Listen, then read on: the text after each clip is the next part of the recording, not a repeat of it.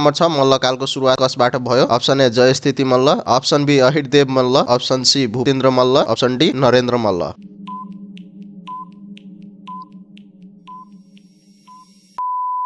यसको सही उत्तर छ option B Ahirdev Malla. Question number 7 Sugauli सन्धि कोसँग भएको थियो? अप्सन ए चीन, option B Bhutan, option C British East India company, option D Tibet.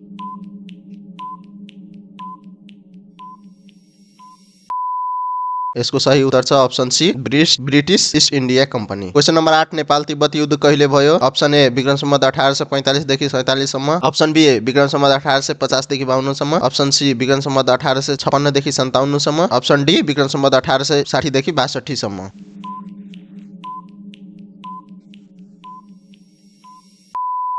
यसको सही उत्तर रहेको छ अप्सन सी विक्रम सम्वत 1856 देखि 57 सम्म। क्वेशन नम्बर 9 नेपालमा लोकतन्त्रको पहिलो पटक कहिले स्थापना भयो? अप्सन ए विक्रम सम्वत 2007 साल, अप्सन बी विक्रम सम्वत 2015 साल, अप्सन सी विक्रम सम्वत 2036 साल, अप्सन डी विक्रम सम्वत 2047 साल।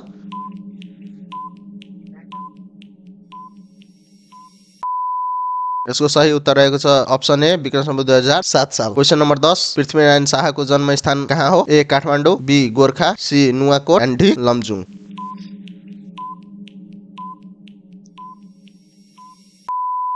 यसको सही उत्तर रहेको छ option B Gorkha. So thank you for watching. यस्तै भिडियोहरू अझै हेर्नको लागि हाम्रो च्यानललाई सब्स्क्राइब र भिडियोलाई लाइक गर्न नभुल्नुहोला। हस्त धन्यवाद। फेरि मिल्नेछौँ नेक्स्ट भिडियोमा। तबसम्मको लागि बिदा दिनुहोस्।